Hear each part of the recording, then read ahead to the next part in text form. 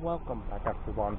My name is Wessel and today we are hiking the last episode of my trip through Liechtenstein.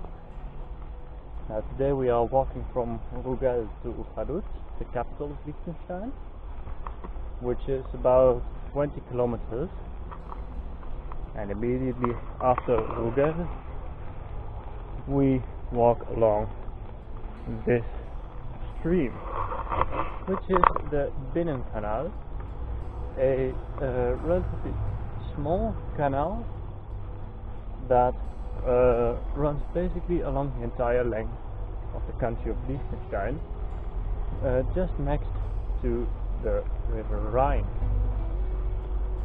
which really makes me wonder why exactly this canal was built.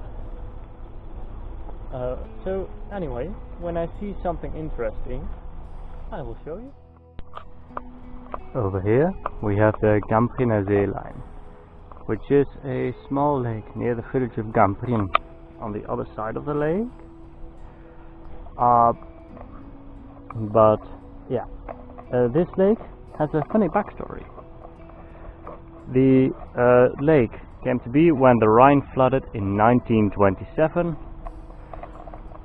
and afterwards it was made a protected natural area. So this is the only viewpoint over the lake that I could find, which is a little bit sad. And funny story, Wikipedia states that this is the only lake in Liechtenstein, but we've already seen that that's not entirely true, because there's also the Ganglesee in Steg. Anyway, let's continue. After a little while we also reach the river Rhine, which is this one. Now it's already quite broad, since this is basically the beginning of the river. I suppose that it's not very deep then,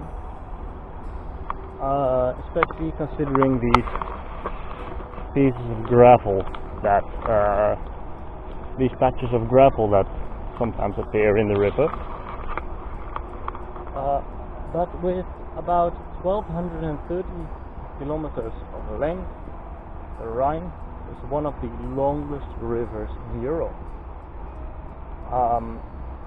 It starts in Switzerland, then runs along the Liechtenstein border, and I believe also a little bit through Austria, and then through Germany and the Netherlands, and then it ends in the North Sea. So it's quite fascinating to see such a large river.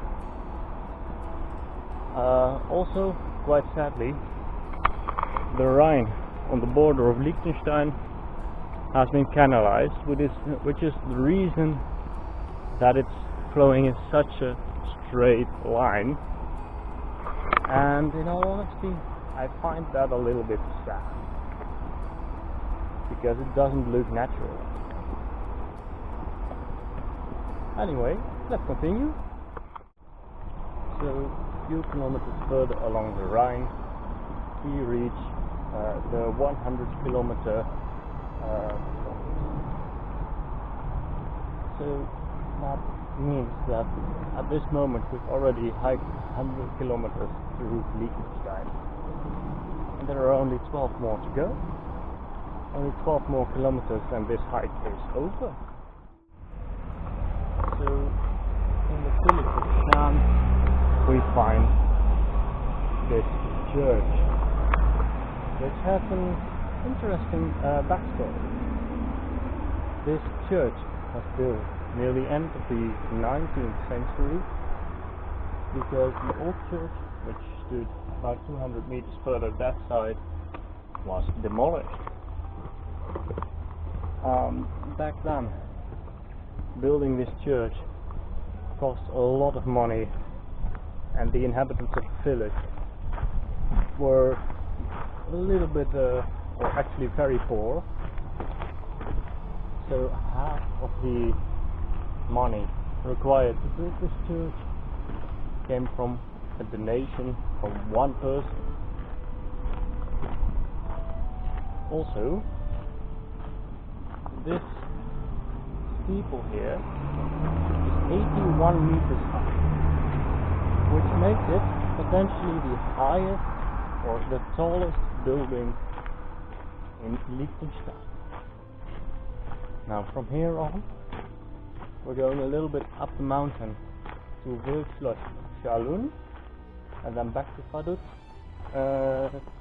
via Vaduz Castle. So I will show you when I see something else that's interesting.